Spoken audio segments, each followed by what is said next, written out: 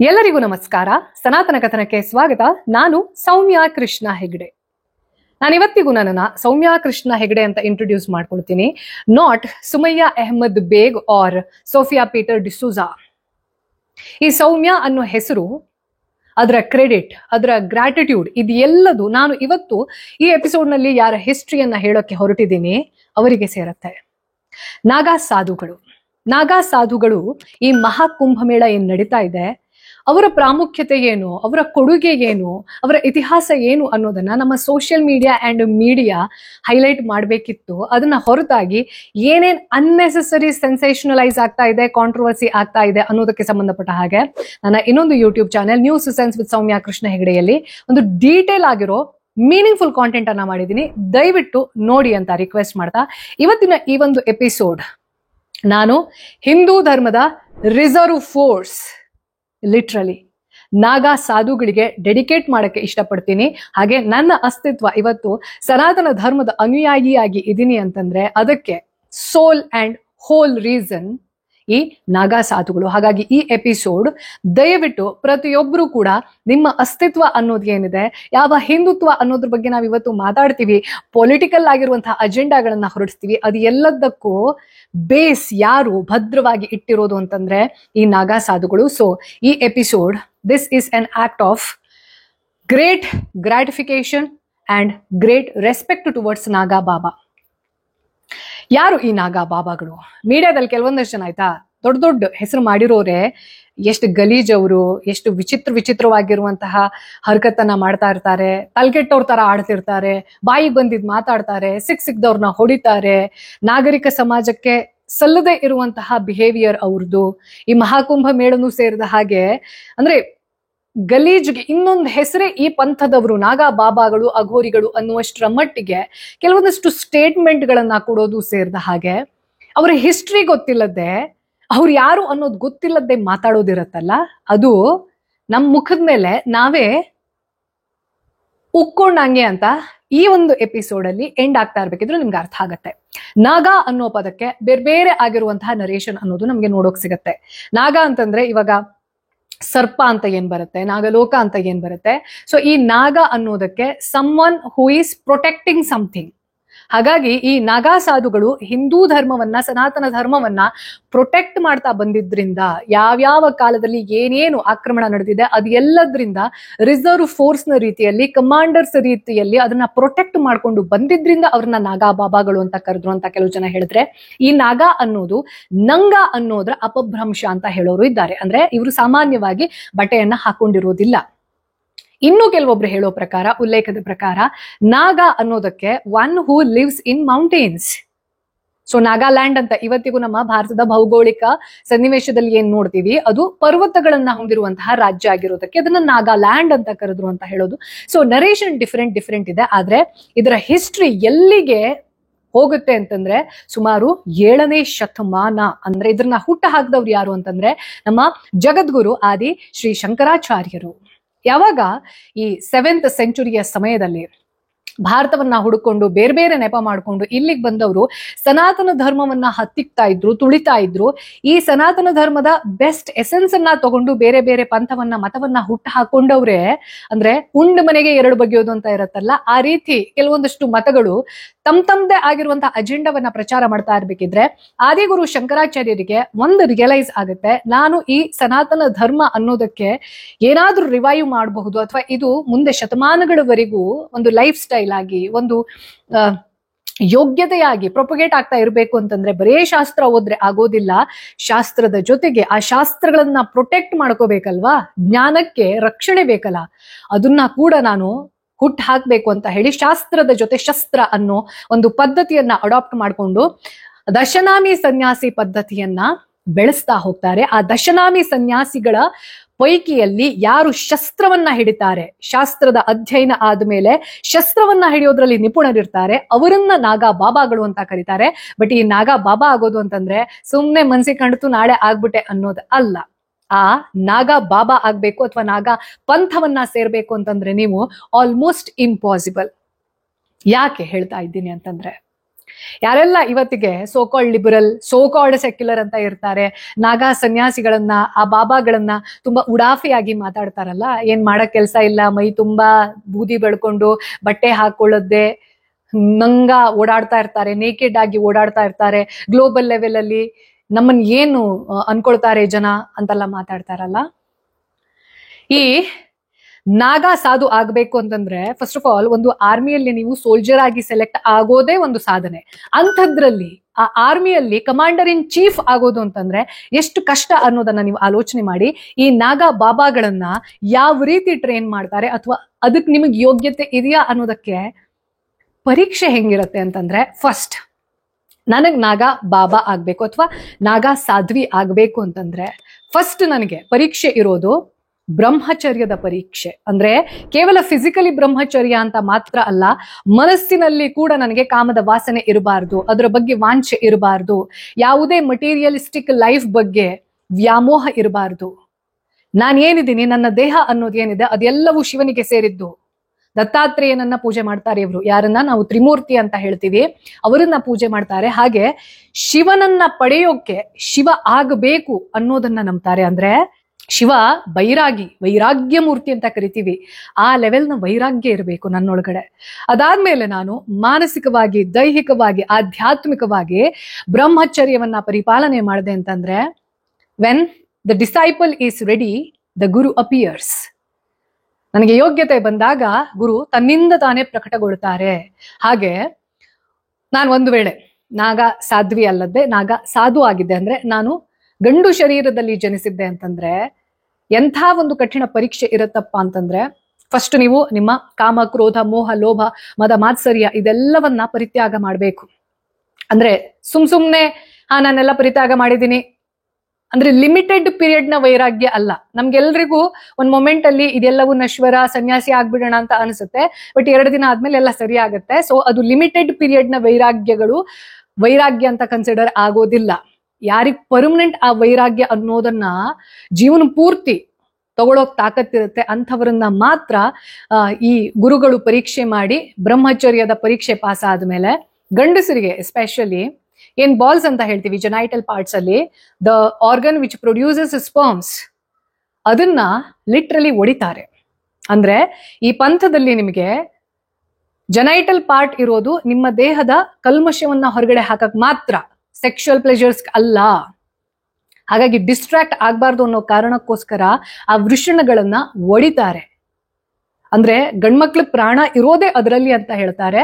But ಈ ಸಾಧು ಪಂಥವನ್ನ ಸೇರ್ಬೇಕು ಅಂತಂದ್ರೆ ಈ ನೋವನ್ನ ನೀವು ಮೀರಿ ಬೆಳಿಬೇಕು. ಆ ನಂತರದಲ್ಲಿ ನಿಮ್ಮ ಪೂರ್ವಾಶ್ರಮ ಏನಿದೆ, ನಿಮ್ ಹೆಸರು ಏನು, ನಿಮ್ ಸಂಬಂಧಿಕರು ಯಾರು, ಅಪ್ಪ ಅಮ್ಮ ಯಾರು, ಇವರೆಲ್ಲರನ್ನೂ ಸೇರಿದ ಹಾಗೆ ಹೋಲ್ ಸೇಲ್ ಅಲ್ಲಿ ಸರ್ವಸಂಗ ಪರಿತ್ಯಾಗಿ ಅಂತ ಡಿಕ್ಲೇರ್ ಮಾಡ್ಕೊಂಡು ಅವ್ರೆಲ್ಲರ ಹೆಸರಲ್ಲಿ ನೀವು ಶ್ರಾದ್ದ ಮಾಡಿ, ನಿಮಗೂ ನೀವು ಶ್ರಾದ್ದ ಮಾಡ್ಕೊಳ್ಬೇಕು. ಅಂದ್ರೆ ನೀವು ಈ ದೇಹಕ್ಕೆ ಬಂಧನದಲ್ಲಿ ಇಲ್ಲ. ನಿಮ್ಮ ಅಸ್ತಿತ್ವ, ಹಿಂದಿನ ಅಸ್ತಿತ್ವ ಏನಿತ್ತು, ಪೂರ್ವಾಶ್ರಮ ಅಂತ ಏನಿತ್ತು, ಅದು ಸತ್ತು ಹೋಯ್ತು. ಈಗ ನೀನು ನಾಗ ಸಾಧು ಆಗ್ತಾ ಇದ್ಯಾ ಅಂತಂದ್ರೆ ಇದು ಮರುಹುಟ್ಟು. ಆ ಮರುಹುಟ್ಟು ಶಿವನಿಗೆ ಡೆಡಿಕೇಟೆಡ್. ಹಾಗೆ ಸನಾತನ ಧರ್ಮದ ಪ್ರೊಟೆಕ್ಷನ್ಗೆ. ಯಾಕೆಂತಂದ್ರೆ ನಿನ್ಗೆ ಈ ದೀಕ್ಷೆ ಸಿಗ್ತಾ ಇರೋದೇ ಸನಾತನ ಧರ್ಮದ ಕಮಾಂಡರ್ ಆಗಿ. ನಿಮ್ಮ ಜೀವನವೇ, ನಿಮ್ಮ ಹೊಸ ಅಸ್ತಿತ್ವ ಅನ್ನೋದು ಈ ಧರ್ಮದ ಉಳಿವಿಗಾಗಿ, ಹಾಗೆ ಅದನ್ನ ಪ್ರೊಪಗೇಟ್ ಮಾಡುವ ಸಲುವಾಗಿ. ಈ ಲೆವೆಲ್ನ ವಿಲ್ ಪವರ್ ಯಾರತ್ರ ಇರುತ್ತೆ ಅಂಥವರಿಗೆ ಈ ಮಹಾಕುಂಭಮೇಳ ಅಥವಾ ಅರ್ಧ ಕುಂಭಮೇಳ ಅಥವಾ ಪೂರ್ಣ ಕುಂಭಮೇಳ, ಈ ಕುಂಭಮೇಳದಲ್ಲಿ ಅವರಿಗೆ ಗುರುಗಳು ಪಂಚ ಸಂಸ್ಕಾರದ ಮೂಲಕ ದೀಕ್ಷೆಯನ್ನ ಕೊಡ್ತಾರೆ. ಪಂಚ ಸಂಸ್ಕಾರ ಅಂತಂದ್ರೆ ಇಲ್ಲಿ 5 ಗುರುಗಳು, ಆ 5 ಗುರುಗಳ ಆದ್ಮೇಲೆ ಒಬ್ರು ಆಚಾರ್ಯ ಮಹಾಮಂಡಳೇಶ್ವರ ಅಂತ ಇರ್ತಾರೆ. ಅಂದ್ರೆ ಒಬ್ಬ ಗುರು ಕೂದಲನ್ನ ಕತ್ತರಿಸ್ತಾರೆ, ಶಿಖಾಗುರು ಅಂತ ಕರೀತಾರೆ ಅವ್ರನ್ನ. ನೆಕ್ಸ್ಟ್ ಗುರು ಬಟ್ಟೆಯನ್ನ ಯಾರು ನಾಗಾ ಸಾಧು ದೀಕ್ಷೆಯನ್ನ ಪಡೆದಿರ್ತಾನೆ ಅವನಿಗೆ ತೊಡಿಸ್ತಾರೆ, ಭಗವಾ ಗುರು ಅಂತ ಕರೀತಾರೆ. ಇನ್ನೊಬ್ಬ ಗುರು ರುದ್ರಾಕ್ಷವನ್ನ ಕೊಡ್ತಾರೆ. ಇನ್ನೊಬ್ಬ ಗುರು ವಿಭೂತಿಯನ್ನ ಮೈ ತುಂಬ ಬಳಿತಾರೆ. ಇನ್ನೊಬ್ಬ ಗುರು, ಕೊನೆಯ ಗುರು ಲಂಗೋಟಿ ಗುರು ಅಂತ ಕರೆಯೋದು ಅವ್ರನ್ನ. ಮೈ ಮೇಲೆ ಒಂದು ಲಂಗೋಟಿ ಕೂಡ ಇರದೇ ಇರೋ ರೀತಿಯಲ್ಲಿ ಆ ವ್ಯಕ್ತಿಯನ್ನ ಈ ಪ್ರಪಂಚದ ವ್ಯಾಮೋಹದಿಂದ ವಿಮುಕ್ತಗೊಳಿಸ್ತಾರೆ. ಆ ನಂತರದಲ್ಲಿ ಅವರಿಗೆ ಶಸ್ತ್ರಾಭ್ಯಾಸ ಅನ್ನೋದು ನಡೆಯುತ್ತೆ. ಹಾಗೆ ಅಖಾಡಗಳಿಗೇನಿರುತ್ತೆ, ಈ 13 ಅಖಾಡಗಳಿಗೇನಿರುತ್ತೆ, ಯಾವ ಪಂಚದೇವರ ಆರಾಧನೆ ಅನ್ನೋದು ನಾಗಾ ಸಾಧುವಿಗೆ ಪ್ರಿಯ ಆಗಿರುತ್ತೋ ಅದರ ಆಧಾರದ ಮೇಲೆ ಈ ಅಖಾಡ ಅಂತ ಅವರನ್ನ ಸೇರಿಸಿ, ಅಂದ್ರೆ ಅಫಿಷಿಯಲ್ ಆಗಿ Naga sadhu, now he is fit to be called as Naga sadhu, ಅದನ್ನ ನಾಗ ದೀಕ್ಷೆ ಅಂತ ಕರೆದು ನಂತರದಲ್ಲಿ ಶಸ್ತ್ರಾಭ್ಯಾಸ ಅನ್ನೋದು ನಡೆದು ಈ ಪಂಥ ಅನ್ನೋದು ಹಂಗೆ ಪ್ರೊಪಗೇಟ್ ಆಗ್ತಾ ಹೋಗ್ತಾ ಇರೋದು. ಇಷ್ಟು ಕಠಿಣವಾಗಿರುವಂತಹ ಪದ್ಧತಿ ಇದು. ಅಂದ್ರೆ ಒಂದು ಕಂಪನಿಯಲ್ಲಿ ಸಿಇಒ ಆಗೋದು ಅಥವಾ ಒಂದು ಕಂಪನಿಯನ್ನ ಹುಟ್ಟು ಹಾಕಿ ಅದನ್ನ ಮ್ಯಾನೇಜ್ ಮಾಡೋದು ಎಷ್ಟು ಕಷ್ಟನೋ ಅದ್ರ ಅಪ್ಪನಂತ ಕಷ್ಟ ನಾಗಾ ಬಾಬಾ ಆಗೋದು. ಇದು ನಿಜವಾದ ಸನ್ಯಾಸಿ ಪಂಥ. ದಶನಾಮಿ ಸನ್ಯಾಸಿ ಪಂಥ ಅಂತ ಏನ್ ಬರುತ್ತೆ, ಇವಾಗ ನಾವು ಹೆಸರು ಕೇಳಿರ್ತೀವಿ ಬೇರೆ ಬೇರೆ ಮಠದ ಗುರುಗಳದ್ದು. ಒಬ್ರನ್ನ ಸರಸ್ವತಿ ಅಂತ ಹೇಳ್ತೀವಿ, ಒಬ್ರನ್ನ ಭಾರತಿ ಅಂತ ಹೇಳ್ತೀವಿ, ಒಬ್ರನ್ನ ಗಿರಿ ಅಂತ ಹೇಳ್ತೀವಿ, ಒಬ್ರನ್ನ ಪರ್ವತ ಅಂತ ಹೇಳ್ತೀವಿ, ಒಬ್ರನ್ನ ಸಾಗರ ಅಂತ ಹೇಳ್ತೀವಿ. ಅಂದ್ರೆ ಒಟ್ಟು ದಶನಾಮಿ ಅಂತ ಏನ್ ಬರುತ್ತೆ ಆ ಆಧಾರದ ಮೇಲೆ ಯಾವ ಕೆಲಸಕ್ಕೆ ಅವರು ಅಸೈನ್ ಆಗಿದ್ದಾರೆ ಅನ್ನೋದ್ರ ಮೇಲೆ ಅವರು ಭಾರತಿನ, ಸರಸ್ವತಿನ, ಸಾಗರನ, ಬಾಣನ, ಪರ್ವತನ ಈ ರೀತಿ ಅವರಿಗೆ ನೆಕ್ಸ್ಟ್ ನೇಮ್ ಅನ್ನೋದನ್ನ ಕೊಡಲಾಗತ್ತೆ. ಇದ್ರ ಹೊರತಾಗಿ ಯಾರ್ಯಾರು ಮೈ ತುಂಬಾ ವಿಭೂತಿಯನ್ನ ಬಳ್ಕೊಂಡ್ಬಿಟ್ಟ ತಕ್ಷಣ ಹುಚ್ಚುಚ್ಚಾಗಿ ಕೆಲವೊಬ್ಬರನ್ನ ಆಡ್ತಿರ್ತಾರಲ್ಲ, ಹೊಡಿಯೋದು ಬಡಿಯೋದು, ಮಹಾಕುಂಭಕ್ ಬಂದಿರೋರ್ಗೆಲ್ಲ ಕಿರ್ಚಾಡೋದೆಲ್ಲ ಮಾಡ್ತಿರ್ತಾರೆ. ನಾಗಾ ಬಾಬಾಗಳ ಹಾಗೆ ವೇಷ ಧರಿಸಿದೋರೆಲ್ಲ ನಿಜವಾದ ನಾಗಾ ಬಾಬಾಗಳಲ್ಲ. ಈಗ ಮನುಷ್ಯ ರೂಪದಲ್ಲಿರೋರೆಲ್ಲ ಮನುಷ್ಯರಲ್ಲ, ವಿಕೃತ ಕಾಮಿಗಳಿರ್ತಾರೆ, ಮರ್ಡರರ್ ಇರ್ತಾರೆ, ಕ್ರಿಮಿನಲ್ಸ್ ಇರ್ತಾರೆ, ಆಲೋಚನೆ ಮಾಡಕ್ ಸಾಧ್ಯ ಇಲ್ಲ ಅಂತ ಕೆಟ್ಟ ವಿಕೃತಿ ಎಲ್ಲ ಅವ್ರೊಳಗಡೆ ಇರುತ್ತೆ. ಅವ್ರನ್ನ ಹೋಲ್ಸೇಲಲ್ಲಿ ಮನುಷ್ಯರು ಅಂತ ನಾವು ಟ್ಯಾಗ್ ಮಾಡ್ತೀವಿ ವಿನಃ ಅವರಲ್ಲಿ ಮನುಷ್ಯತ್ವ ಇರೋದಿಲ್ಲ. ಹಾಗೆ ನಾಗಾ ಬಾಬಾಗಳ ರೀತಿಯಲ್ಲಿ ರೆಡಿ ಆಗಿರೋರೆಲ್ಲ ನಾಗಾ ಬಾಬಾಗಳಲ್ಲ. ಈ ಡಿಫರೆನ್ಸ್ ಗೊತ್ತಿಲ್ಲದೆ ಕೆಲವೊಂದಷ್ಟು ಜನ so called liberals and seculars ನಮ್ಮ ಸಂಸ್ಕೃತಿಯ ಮೇಲೆ, ಆ ಸಂಸ್ಕೃತಿಯನ್ನ ಯಾರು ತಮ್ಮ ಜೀವನವನ್ನೇ ಕೊಟ್ಟು, ಜಾಯಮಾನವನ್ನೇ ಕೊಟ್ಟು ಪ್ರೊಟೆಕ್ಟ್ ಮಾಡ್ತಾ ಬಂದಿದ್ದಾರೆ ಅಂಥವ್ರ ಬಗ್ಗೆ ಕೆಟ್ಟದಾಗಿ ಮಾತಾಡ್ತಾರೆ. ಅವ್ರಿಗೆ ಸಂಸ್ಕೃತಿ ಇಲ್ಲ, ಗಲೀಜ್ ಅವರು. ಅಂಡ್ ಇನ್ನೊಂದು ನಮ್ಗೆ ಅರ್ಥ ಆಗ್ಬೇಕು, ನಮಗೇನು ಗಲೀಜು ಮತ್ತೊಂದು ಮರದೊಂದು, ಸರಿ ತಪ್ಪು, ಮೇಲು ಕೀಳು ಇಂಥದ್ದೆಲ್ಲ ಇರುತ್ತಲ್ಲ, ಶುಭ ಅಶುಭ, ಈ ನಾಗಾ ಬಾಬಾಗಳು ಅದು ಎಲ್ಲವನ್ನ ಮೀರಿರೋರು. ಅವರಿಗೆ ಬಟ್ಟೆ ಹಾಕೊಂಡ್ರು ಒಂದೇ, ಹಾಕೊಳ್ಳದೆ ಹೋದ್ರು ಒಂದೇ, ಊಟ ಮಾಡಿದ್ರು ಒಂದೇ, ಊಟ ಮಾಡದೇ ಇದ್ರು ಒಂದೇ. ಈ ರೀತಿ ಡಿಫ್ರೆನ್ಸೇ ಗೊತ್ತಿಲ್ಲದೆ ಇರುವಾಗ, ಡಿಫ್ರೆನ್ಸ್ ಅನ್ನ ಅವರು ಅಪ್ಪಿಕೊಳ್ಳದೆ ಇರುವಾಗ ಎಲ್ಲವೂ ಶಿವಮಯ. ಇದನ್ನ ಅಪ್ಪಿಕೊಂಡವ್ರಿಗೆ ನೀವು ಅಲ್ಗೋಗಿ ಗಲೀಜ್ ಮಾಡ್ತಾರೆ, ಬಟ್ಟೆ ಹಾಕೊಳ್ಳೋದಿಲ್ಲ, ಅವರಿಗೆ ಸಂಸ್ಕೃತಿ ಅಲ್ಲ, ಸಿವಿಲೈಸೇಷನ್ ಗೊತ್ತಿಲ್ಲ ಅಂತ ಹೇಳ್ತೀರಾ ಅಂತಂದ್ರೆ ನಿಮಗೆ ಅವ್ರು ಯಾವ ಮನಸ್ಥಿತಿಯಲ್ಲಿ ಇದ್ದಾರೆ ಅನ್ನೋದೇ ಗೊತ್ತಿಲ್ಲ ಅಂತ ಅರ್ಥ. ಅವ್ರಿಗೆ ನೀವು ಕೇಸರಿ ಭಾತ್ ಹಾಕಿದ್ರು ಒಂದೇ, ಮಣ್ಣಿನ ಉಂಡೆ ಕೊಟ್ರು ಒಂದೇ, ಎರಡಕ್ಕೂ ಡಿಫ್ರೆನ್ಸ್ ನೋಡೋದಿಲ್ಲ ಅವರು. ಈ ಮನಸ್ಥಿತಿಯಲ್ಲಿರ್ತಾರೆ. ಈ ಮನಸ್ಥಿತಿ ನಮ್ಗೆ ಅರ್ಥ ಆಗ್ಬೇಕು ಅಂತಂದ್ರೆ ನಾವು ಆ ಮನಸ್ಥಿತಿಗೆ ಹೋಗುವಂತಹ ಯೋಗ್ಯತೆ ಇರೋರಾಗ್ಬೇಕು. ಅದನ್ ಬಿಟ್ಟು ನಾನ್ ಏನೇನ್ ಮಾಡ್ತೀನೋ, ನಂಗೇನೇನ್ ಸರಿನೋ ಅದನ್ನ ಅವ್ರು ಮಾಡ್ತಾ ಇಲ್ಲ ಅಂತಂದ್ರೆ ಅದು ತಪ್ಪು ಅಂತ ಹೇಳ್ತಾರೆ ಅಂತಂದ್ರೆ you are not at all at the a of spirituality. ಇದು ನಾಗಾ ಬಾಬಾಗಳು ಹೇಗಿರ್ತಾರೆ, ಹಾಗೆ ಯಾರನ್ನ ನಾಗಾ ಬಾಬಾ ಅಂತ ಕರಿಬೇಕು ಅನ್ನೋದಕ್ಕೆ ಒಂದು ಚಿಕ್ಕ ಎಕ್ಸ್ಪ್ಲನೇಷನ್. ಜೊತೆಗೆ ನಾನು ಹೇಳ್ದೆ ಅಲ್ಲ, ಎಷ್ಟೋ ವರ್ಷದವರೆಗೆ ಅವರು ಆ ಬ್ರಹ್ಮಚರ್ಯವನ್ನ ಪರಿಪಾಲನೆ ಮಾಡ್ಬೇಕು ಅಂತಂದ್ರೆ ಆ ಮಧ್ಯದಲ್ಲಿ ಯಾವ ಲೆವೆಲ್ನ ಸರೆಂಡ್ರೆನ್ಸ್ ಇರುತ್ತೆ ಅಂತಂದ್ರೆ ಅವರು ಒಂದು ದಿನಕ್ಕೆ 7 ಮನೆಯಲ್ಲಿ ಮಾತ್ರ ಭಿಕ್ಷೆ ಕೇಳಬಹುದು.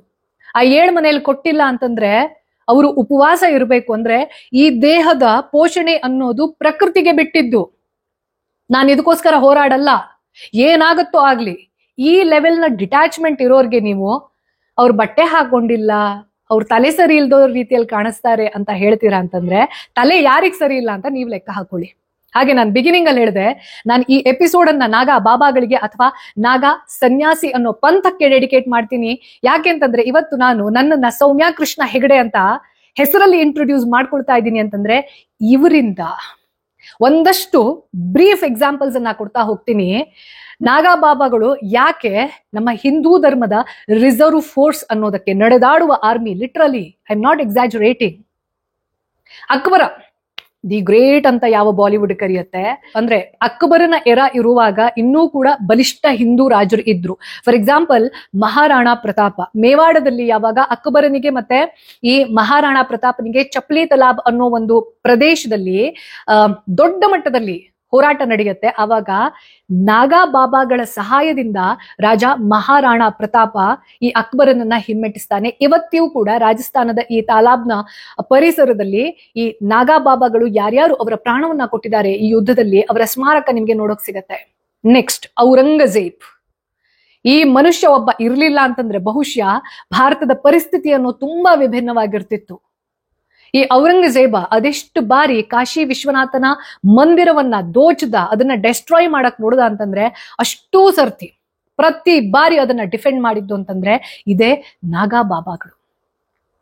ಯಾವಾಗ ಅಂಥ ಬಲಿಷ್ಠ ರಾಜರ ಅಸ್ತಿತ್ವ ಅನ್ನೋದೇ ಉಳಿಯೋದಿಲ್ಲ ನಾರ್ತ್ ಅಲ್ಲಿ, ಆವಾಗ ದೊಡ್ಡ ಮಟ್ಟದಲ್ಲಿ ಈ ಮುಘಲ್ ಎಂಪೈರ್ ಅನ್ನ ಶೇಕ್ ಮಾಡಿದ್ದು ಅಥವಾ ಹೊರಗಡೆಯಿಂದ ಬರ್ತಾ ಇದ್ದಂತ ಅಫ್ಘಾನ್ಸು ಸೇರಿದ ಹಾಗೆ ಅಬ್ದಾಲಿ ಇಡೀ ಇಂಡಿಯಾವನ್ನ ಹೆಂಗೆಲ್ಲ ಲೂಟಿ ಮಾಡಿದಾನೆ ಅಂತಂದ್ರೆ ಆ ಅಹಮದ್ ಶಾ ಅಬ್ದಾಲಿ ಅವನನ್ನ ಯಾವಾಗ ಈ 4,000 ಜನ ನಾಗಾ ಬಾಬಾಗಳು, ಒಂದ್ ಮಾತಿದೆ ಆಯ್ತಾ, ಬಹಳಷ್ಟು ಜನ ಹೇಳೋದು ನಮ್ಮ ಹಿಂದುತ್ವವನ್ನ ಉಳಿಸ್ಬೇಕು, ಹಿಂದೂ ಧರ್ಮವನ್ನ ಉಳಿಸ್ಬೇಕು ಅಂತಂದ್ರೆ ಎಲ್ಲಾ ಹಿಂದೂಗಳು 4 ಮಕ್ಕಳನ್ನ ಮಾಡ್ಕೋಬೇಕು.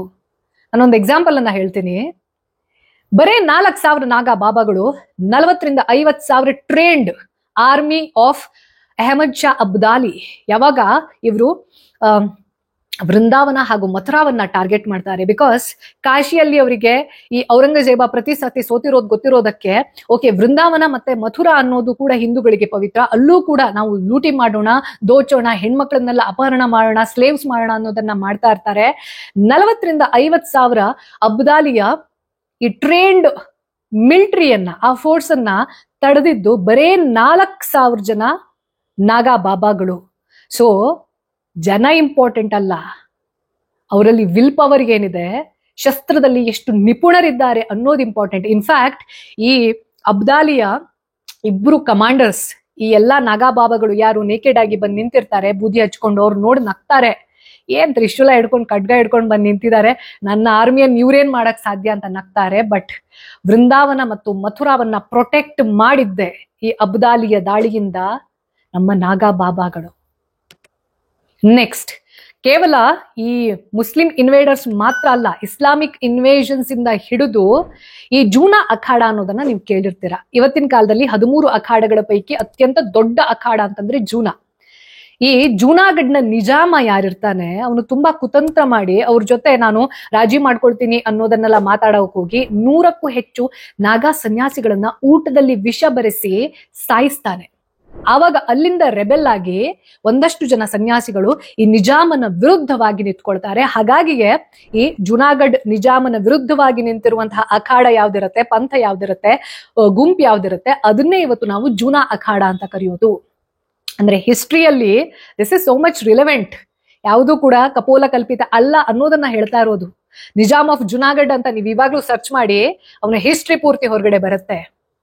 ಸೊ ಅಲ್ಲಿಂದ ನೆಕ್ಸ್ಟ್ ಬ್ರಿಟಿಷರ್ಸ್ಗೆ ಎಷ್ಟು ದೊಡ್ಡ ಮಟ್ಟದಲ್ಲಿ ತಲೆನೋವಾಗಿದ್ರು ಅಂತಂದ್ರೆ, ಇವತ್ತಿಗೂ ನಾವು 1857 ಮಂಗಲ್ ಪಾಂಡೆ ಆ ರೆಬೆಲಿಯನ್ ಅನ್ನೋದೇನಿದೆ, ಪ್ರಥಮ ಸ್ವಾತಂತ್ರ್ಯ ಸಂಗ್ರಾಮ ಅಂತ ಏನ್ ಕರಿತೀವಿ, ಅದಕ್ಕಿಂತ 100 ವರ್ಷದ ಹಿಂದೆ ಈ ಬ್ರಿಟಿಷ್ ಟ್ಯಾಕ್ಸ್ ಸಿಸ್ಟಮ್ಗೆ ತಪ್ರಾಕಿ ಹೊಡೆದಿದ್ದು ಅಂತಂದ್ರೆ ನಾಗಾ ಸನ್ಯಾಸಿಗಳು. ಬೆಂಗಾಲ್ ಪ್ರೆಸಿಡೆನ್ಸಿಯಲ್ಲಿ ಅವಾಗ ಆಫೀಸರ್ಸ್ ಅಸೈನ್ ಆದ್ರೆ ಹೆದರ್ತಿದ್ರಂತೆ. ಆ ಲೆವೆಲ್ಗೆ ನಾಗಾ ಸನ್ಯಾಸಿಗಳು ದೇಶಭಕ್ತರು. ಹಾಗೂ ನೋಡಿ, ದೇಶಭಕ್ತಿ ಧರ್ಮಭಕ್ತಿ ಇದೆರಡು ಡಿಫರೆನ್ಸ್ ಇಲ್ಲ. ಎಲ್ಲಿವರೆಗೂ ಸನಾತನ ಧರ್ಮ ಅನ್ನೋದು ಸ್ಟ್ರಾಂಗ್ ಆಗಿ ಇರುತ್ತೆ, ಈ ದೇಶ ಸುಭದ್ರವಾಗಿ ಇರುತ್ತೆ. ಅದೆರಡೂ ಕೂಡ ಇಂಟರ್ಲಿಂಕ್ಡ್. ಅದಾದ್ಮೇಲೆ ಯಾವಾಗ ಗಾಂಧೀಜಿ ಅಸಹಕಾರ ಚಳುವಳಿಯನ್ನ ಶುರು ಮಾಡ್ತಾರೆ, ಅದನ್ನ ಗ್ರಾಮ ಗ್ರಾಮಕ್ಕೆ ಹೋಗಿ ತಲುಪಿಸಿದ್ದು ಇದೇ ನಾಗಾ ಸನ್ಯಾಸಿಗಳು. ಇನ್ಫ್ಯಾಕ್ಟ್ ಮೊನ್ನೆ ಹೇಳ್ತೀನಿ ನಾನು, ಯಾವಾಗ ನೂಪುರ್ ಶರ್ಮಾ ಕೇಸ್ ಆಗಿತ್ತಲ್ವಾ, ಸರ್ತನ್ ಸೆ ಜುದಾ ಅಂತ ಹೇಳಿ ಗಲ್ಫ್ ರಾಷ್ಟ್ರನು ಸೇರಿದ ಹಾಗೆ ಏನ್ ಬೆಜ್ಜಾನ್ ಧಮ್ಕಿ ಹಾಕೋದು, ಫತ್ವಾ ಹಾಕೋದು, ರೋಡಲ್ಲಿ ಆಕೆಯ ಏನು ಪುತ್ಥಳಿಯನ್ನ ಮಾಡಿ ಪೇಪರ್ಗೆಲ್ಲ ಸುಟ್ಟು ಬೆಂಕಿ ಹಾಕೋದು, ಅವಳು ಹೊರಗಡೆ ಬಂದ್ರೆ ಅವಳು ತಲೆ ತೆಗಿತೀವಿ ಅಂತ ಹೇಳೋದು, ಅವಳು ತಲೆದಂಡ ಅಂತ ಇಷ್ಟು ಲಕ್ಷ ಕೊಡ್ತೀನಿ ಅಂತ ಯಾವ್ಯಾವನೋ ಹೇಳೋದು, ಹಿಂಗಿದ್ದೆಲ್ಲ ಮಾಡ್ತಾ ಇದ್ರಲ್ಲ. ಆ ಟೈಮಲ್ಲಿ ಯಾವ ಬಿಜೆಪಿ ಗೌರ್ಮೆಂಟ್ ಅವಳಿಗೆ ಓಪನ್ ಸೆಕ್ಯೂರಿಟಿಯನ್ನ ಡಿಕ್ಲೇರ್ ಮಾಡ್ಬೇಕಿತ್ತು. ಯಾರು ಏನ್ ಮಾಡ್ತೀರಾ ನೋಡ್ತೀನಿ, ಅವಳು ಏನ್ ಮಾತಾಡಿದಾಳೆ ಕರೆಕ್ಟ್ ಮಾತಾಡಿದಾಳೆ, ನೀವು ತಪ್ಪಾಗಿ ತಿಳ್ಕೊಂಡ್ರೆ ಅದು ನಿಮ್ ತಪ್ಪು ಅಂತ ಹೇಳ್ಬೇಕಿತ್ತು. ಅವ್ರು ಯಾರು ಮಾತಾಡ್ಲಿಲ್ಲ ಫಾರ್ ಪೊಲಿಟಿಕಲ್ ರೀಸನ್ಸ್. ಬಟ್ ಒಬ್ರು ಮಾತಾಡಿದ್ರು. ಯಾರು ಅಂತಂದ್ರೆ ಪಾತಾಳ್ಪುರಿ ಮಠದ ಮಹಂತ ಬಾಲಕದಾಸ್ ಅನ್ನೋರು ಓಪನ್ ಸ್ಟೇಟ್ಮೆಂಟ್ ಅನ್ನ ಕೊಡ್ತಾರೆ, ವಿಡಿಯೋ ರೆಕಾರ್ಡ್ ಅನ್ನ ರಿಲೀಸ್ ಮಾಡ್ತಾರೆ. ನೂಪುರ್ ಶರ್ಮಾ ವಿಚಾರಕ್ಕೆ ಯಾರಾದ್ರೂ ಬಂದ್ರೆ 18 ಲಕ್ಷ ನಾಗಾ ಸನ್ಯಾಸಿಗಳು ರೋಡಿಗಿಳಿತಾರೆ. ಫತ್ವಾ ಗಿತ್ವಾ ಅಲ್ಲ, ನಿಮ್ಮಿದ್ರಲ್ಲಿ ಇಟ್ಕೊಳ್ಳಿ. ನಮ್ಮ ಹಿಂದೂ ಧರ್ಮವನ್ನ ಹೆಂಗ್ ರಕ್ಷಣೆ ಮಾಡ್ಕೊಳ್ಬೇಕು, ಅದರ ಅನುಯಾಯಿಗಳನ್ನ ಹೆಂಗ್ ರಕ್ಷಣೆ ಮಾಡ್ಕೋಬೇಕು ಅನ್ನೋದನ್ನ ಒಬ್ಬ ನಾಗಾ ಸನ್ಯಾಸಿ ಓಪನ್ ಆಗಿ ಹೇಳ್ತಾರೆ, ಇನ್ಕ್ಲೂಡಿಂಗ್ ಬಾಂಗ್ಲಾದೇಶದಲ್ಲಿ ಈ ಹಿಂದೂಗಳ ಹತ್ಯೆ ಅನ್ನೋದು ಏನ್ ನಡೀತಾ ಇತ್ತು ಅವಾಗ ಗೌರ್ಮೆಂಟ್ಗೆ ಪ್ರೆಷರೈಸ್ ಮಾಡಿದ್ದು ಕೂಡ ಇದೇ ನಾಗಾ ಸನ್ಯಾಸಿಗಳು. ಅಂದ್ರೆ ಹಿಂದೂಗಳು ಬಾಂಗ್ಲಾದೇಶದಲ್ಲಿ ಅನವಶ್ಯಕವಾಗಿ ಅವ್ರ ಮೇಲೆ ಈ ರೀತಿ ಟಾರ್ಚರ್ ಮಾಡ್ತಿದ್ದೀರಾ, ದೇವಸ್ಥಾನಗಳನ್ನ ಹೊಡಿತಿದ್ದೀರಾ ಅಂತಂದ್ರೆ ಬಾಂಗ್ಲಾದೇಶವನ್ನ ನುಗ್ಗಿ ಒಳಗಡೆ ಹೊಡಿತೀವಿ ಅನ್ನೋ ಧಮಕಿಯನ್ನ ಹಾಕುವಷ್ಟರ ಮಟ್ಟಿಗೆ they are well equipped and well trained. ಅಂದ್ರೆ ಇಸ್ಲಾಮಿಕ್ ಇನ್ವೇಷನ್ಸ್ ಇಂದ ಹಿಡಿದು ಬ್ರಿಟಿಷರ್ಸ್ ತನಕ, ಆ ನಂತರದಲ್ಲಿ ಮೊನ್ನೆ ನಡೆದಿರುವಂತಹ ಹಿಂದೂ ಫೋಬಿಯಾವರೆಗೂ ಈ ಹಿಂದುತ್ವದ ರಿಸರ್ವ್ ಫೋರ್ಸ್ ಆಗಿ ಯಾವತ್ತು ಯಾವ್ಯಾವೆಲ್ಲ ಇಲ್ಲಿ ಪ್ರಾಬ್ಲಮ್ ಕ್ರಿಯೇಟ್ ಆಗಿದೆ, ಯಾರೋ ಒಂದು ದುಷ್ಟ ಶಕ್ತಿ ಈ ಸನಾತನ ಧರ್ಮದ ಸರ್ವನಾಶವನ್ನ ಮಾಡೋಕೆ ಟ್ರೈ ಮಾಡಿದೆ, ಆವಾಗೆಲ್ಲ ಅದರ ಪರವಾಗಿ ನಿಂತಿದ್ದು, ಹಿಂದೂಗಳ ಪರವಾಗಿ ನಿಂತಿದ್ದು, ಹಿಂದುತ್ವದ ಆರ್ಮಿಯಾಗಿ ಯಾವುದೇ ಪೇರೋಲ್ ಇಲ್ಲದೆ, ಯಾವುದೇ ಪೊಲಿಟಿಕಲ್ ಅಜೆಂಡಾ ಇಲ್ಲದೆ, ಯಾವುದೇ ಪೇಮೆಂಟ್ ಇಲ್ಲದೆ ಕೆಲಸ ಮಾಡಿದ್ದು ಇದೇ ನಾಗಾ ಸನ್ಯಾಸಿ ಪಂಥ. ಹಾಗಾಗಿ ನಾವು ಅವ್ರ ಬಗ್ಗೆ ನಮ್ಮ ಸ್ಕೂಲ್ ಬುಕ್ಸ್ ಅಲ್ಲಿ ಹಿಡಿದು ಪ್ರತಿಯೊಬ್ರು ಅಂದ್ರೆ ಎಷ್ಟು ಮ್ಯಾಕ್ಸಿಮಮ್ ಅವ್ರನ್ನ ಹೈಲೈಟ್ ಮಾಡೋಕ್ಕಾಗುತ್ತೋ ಅಂತ ಕೆಲಸ ಮಾಡ್ಬೇಕೇ ವಿನಃ ಅದ್ ಯಾವ್ದೋ ಹುಡುಗಿ ರುದ್ರಾಕ್ಷಿಯನ್ನ ಮಾರಾಟ ಮಾಡ್ತಾ ಇದ್ಲು, ಅವಳ ಐಸ್ ಚೆನ್ನಾಗಿದೆ ಅನ್ನೋ ಕಾರಣಕ್ಕೋಸ್ಕರ ಅವಳನ್ನ ವೈರಲ್ ಮಾಡೋದು, ಒಬ್ಬ IIT ಬಾಬಾ ಅವ್ರು ಏನ್ ಎಕ್ಸ್ಪ್ಲೋರ್ ಮಾಡ್ತಾ ಇದ್ದಾರೆ ಅದನ್ನ ಹೇಳಕ್ ಟ್ರೈ ಮಾಡಿದ್ರೆ ಅವರ ಪಾಸ್ಟ್ ಅನ್ನ ಕೆದ್ಕೊಂಡು ಕೂತ್ಕೊಳ್ಳೋದು, ಯಾರೋ ಒಬ್ಳು ಹುಡುಗಿ ತಾನು ವೈರಲ್ ಆಗ್ಬೇಕು ಅನ್ನೋ ಕಾರಣಕ್ಕೋಸ್ಕರನೇ social media influencer cum host anchor ಅವಳಲ್ಲಿ ಬಂದು ಜಟೆ ಕಟ್ಕೊಂಡು ಕೂತಿದ್ರೆ ನೀವು ಇಷ್ಟು ಸುಂದರವಾಗಿದ್ದೀರಾ, ನೀವ್ ಯಾಕೆ ಸಾಧ್ವಿ ಆಗ್ತಿದ್ದೀರಾ ಅನ್ನೋ ನಾನ್ಸೆನ್ಸ್ ಪ್ರಶ್ನೆ ಕೇಳೋದು.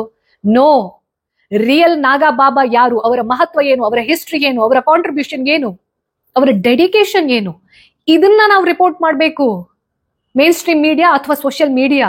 ಅದಕ್ಕೆ ನಾನು ಹೇಳಿದ್ದು ಇವತ್ತಿನ ಈ ಎಪಿಸೋಡ್ ಅನ್ನೋದು ಸನಾತನ ಧರ್ಮದ ಫಾರ್ ಎವರ್ ಎಟರ್ನಲ್ ರಕ್ಷಕರಾಗಿರುವಂತಹ ನಾಗಾ ಸನ್ಯಾಸಿಗಳಿಗೆ. ದಯವಿಟ್ಟು ಈ ಎಪಿಸೋಡ್ ಅನ್ನ ಮ್ಯಾಕ್ಸಿಮಮ್ ಪ್ರತಿಯೊಬ್ಬ ಹಿಂದುವಿಗೆ ಫಾರ್ವರ್ಡ್ ಮಾಡಿ. ಯಾಕೆಂತಂದ್ರೆ ನಮ್ಮ ಅಸ್ತಿತ್ವ ಇದೆ ಅಲ್ವಾ, ನಾವು ಜೀವನ ಪೂರ್ತಿ ಅವರಿಗೆ ಋಣಿಯಾಗಿರ್ಬೇಕು. ನಾವೇನು ಅವ್ರಿಗೆ ಮಾಡಕ್ ಸಾಧ್ಯ ಇಲ್ಲ. ಫಸ್ಟ್ ಆಫ್ ಆಲ್ ಅವರಿಗೆ ನಾವೇನು ಮಾಡ್ಬೇಕು ಅನ್ನೋ ಎಕ್ಸ್ಪೆಕ್ಟೇಷನ್ ಇಲ್ಲ. ನೀವು ನ್ಯೂಸ್ ಮಾಡಿ ಮಾಡದ್ದೇ ಇರಿ, ಅವ್ರ ಬಗ್ಗೆ ಒಳ್ಳೆ ಮಾತಾಡಿ ಕೆಟ್ಟದ್ ಮಾತಾಡಿ ಏನು ಡಿಫ್ರೆನ್ಸ್ ಆಗೋದಿಲ್ಲ ಅವರಿಗೆ. ಆದ್ರೆ ನಮಗೊಂದು ಆ ಗ್ರಾಟಿಟ್ಯೂಡ್ ಅನ್ನೋದು ಇರ್ಬೇಕಲ್ಲ. ನಾವಿವತ್ತು ಊಟ ಮಾಡ್ತಾ ಇದೀವಿ, ಆರಾಮಾಗಿ ಕುತ್ಕೊಂಡು ಸೇಫ್ ಆಗಿ ಮನೇಲಿ ಇದೀವಿ ಅಂತಂದ್ರೆ ಅಲ್ಲಿ ಬಾರ್ಡರ್ ಅಲ್ಲಿ ನಿಂತಿರುವಂತಹ ಸೋಲ್ಜರ್ಸ್ ಎಷ್ಟು ಇಂಪಾರ್ಟೆಂಟೋ, ದೇಶದ ರಕ್ಷಣೆಯನ್ನ ಯಾರು ಮಾಡ್ತಿದ್ದಾರೋ ಅಷ್ಟೇ ಇಂಪಾರ್ಟೆಂಟ್ ಧರ್ಮದ ರಕ್ಷಣೆಯನ್ನ ಮಾಡಿರೋರು, ಮುಂದೆ ಮಾಡ್ತಾ ಇರೋರು. ಮಹಾಕುಂಭಮೇಳದಲ್ಲಿ ಮಾತ್ರ ಅಥವಾ ಕುಂಭಮೇಳದಲ್ಲಿ ಮಾತ್ರ ಅವರೊಂದ್ಸತಿ ಬಂದು ಸ್ನಾನ ಮಾಡ್ಕೊಂಡು ಎದ್ದು ಹೋದ್ರು ಅಂತಂದ್ರೆ ಮತ್ತೆ ಅವರು ಸೇರೋದು, ಪ್ರಪಂಚದ ಕಣ್ಣಿಗೆ ಕಾಣೋದು ಕುಂಭಮೇಳದಲ್ಲೇ. ಆ ಲೆವೆಲ್ ನ ಡಿಟ್ಯಾಚ್ಮೆಂಟ್ ಅಲ್ಲಿ ಇರೋ ವ್ಯಕ್ತಿಗಳನ್ನ ನಾವು ಅಟ್ಲೀಸ್ಟ್ ಒಂದ್ಸತಿ ನೆನ್ಸ್ಕೋಬೇಕಲ್ವಾ, ಅವ್ರ ಬಗ್ಗೆ ಒಂದು ರೆಸ್ಪೆಕ್ಟ್ ಇರ್ಬೇಕಲ್ವಾ, ಒಂದು ಗ್ರಾಟಿಟ್ಯೂಡ್ ಇರ್ಬೇಕಲ್ವಾ. ಆ ಒಂದು ಉದ್ದೇಶದಿಂದ ಈ ವಿಡಿಯೋವನ್ನ ಮಾಡಿರೋದು. ದಯವಿಟ್ಟು ಮ್ಯಾಕ್ಸಿಮಮ್ ಲೆವೆಲ್ ಅಲ್ಲಿ ಈ ಒಂದು ವಿಡಿಯೋವನ್ನ ಶೇರ್ ಮಾಡಿ. ಹಾಗೆ ಪ್ರತಿಯೊಬ್ಬ ಮಗುವಿಗೆ ನಮ್ಮ ಅಸ್ತಿತ್ವ ಏನು, ನಮ್ಮ ಇತಿಹಾಸ ಏನು, ಯಾರ ಒಂದು ಬಲಿದಾನದಿಂದ ನಾವು ಇವತ್ತು ನಾವಾಗಿದ್ದೀವಿ, ಇದೆಲ್ಲದರ ಅರಿವು ಇರಬೇಕು. ಹಿಸ್ಟ್ರಿ ಗೊತ್ತಿಲ್ಲ ಅಂತಂದ್ರೆ ನಾನು ಪ್ರೆಸೆಂಟ್ ಅಲ್ಲಿ ಇರಕ್ ಸಾಧ್ಯ ಇಲ್ಲ. ನನ್ನ ಪ್ರೆಸೆಂಟ್ ಅನ್ನೋದೇ ಫ್ಯೂಚರ್ ಅನ್ನ ಡಿಸೈಡ್ ಮಾಡುತ್ತೆ. ಹಾಗಾಗಿ ಹಿಸ್ಟ್ರಿ ಇಸ್ ವೆರಿ ಇಂಪಾರ್ಟೆಂಟ್. ಒಂದ್ ವೇಳೆ ನಿಮ್ಗೆ ಈ ನಾಗಾ ಬಾಬಾಗಳ ಪಂಥ ಅನ್ನೋದು, ಅದರ ಆ ಪಂಥವನ್ನ ಅಡಾಪ್ಟ್ ಮಾಡ್ಕೊಳ್ಳುವಾಗ ಇರುವಂತಹ ಕಠಿಣತೆ ಅನ್ನೋದು, ಜೊತೆಗೆ ಹಿಂದುತ್ವದ ರಿಸರ್ವ್ ಫೋರ್ಸ್ ಆಗಿ ಶತಮಾನಗಳಿಂದ ಇವರು ತಮ್ಮ ತ್ಯಾಗ ಬಲಿದಾನವನ್ನ ನಿರೂಪಿಸ್ತಾ ಬರ್ತಾ ಇದ್ದಾರೆ, ಯಾವುದೇ ಪ್ರತಿಫಲಾಪೇಕ್ಷೆ ಇಲ್ಲದ್ದೆ ಅಂತಂದ್ರೆ ಒಂದು ಸಲ್ಯೂಟ್ ಹೇಳಲೇಬೇಕು. ಈ ಒಂದು ಎಪಿಸೋಡ್ ನಿಮ್ಗೆ ಇಷ್ಟ ಆಗಿದೆ ಅಂತಂದ್ರೆ ಡೆಫಿನೆಟ್ಲಿ ಅಘೋರಿಗಳ ಎಪಿಸೋಡ್ ಅನ್ನೋದು ಕೂಡ ಇಷ್ಟ ಆಗುತ್ತೆ. ಜೊತೆಗೆ ಮಹಾಕುಂಭಮೇಳ ಅನ್ನೋದ್ರ ವಿಶೇಷತೆ ಏನು, ಅದರ ಗ್ರೇಟ್ನೆಸ್ ಏನು ಅನ್ನೋದ್ರ ಈ ಒಂದು ಎಪಿಸೋಡ್ ಅನ್ನೋದು ಕೂಡ ಇಷ್ಟ ಆಗುತ್ತೆ. ಅದು ಎರಡರ ಲಿಂಕ್ ಅನ್ನೋದು ನಿಮ್ಗೆ ಈ ಎನ್ರೋಲ್ ಅಲ್ಲಿ ಕಾಣಿಸುತ್ತೆ. ಅದು ಎರಡನ್ನ ಕೂಡ ಮಿಸ್ ಮಾಡದೆ ನೋಡಿ ಅಂತ ಹೇಳ್ತಾ, ಇದು ಈ ವಾರದ ಸನಾತನ ಕಥನ. ಮತ್ತೆ ನಿಮ್ಮ ಭೇಟಿ ಬರುವ ಭಾನುವಾರ ಬೆಳಗ್ಗೆ ಶಾರ್ಪ್ 9 o'clock. ಲೋಕ ಸಮಸ್ತ ಸುಖಿನೋ ಭವಂತು.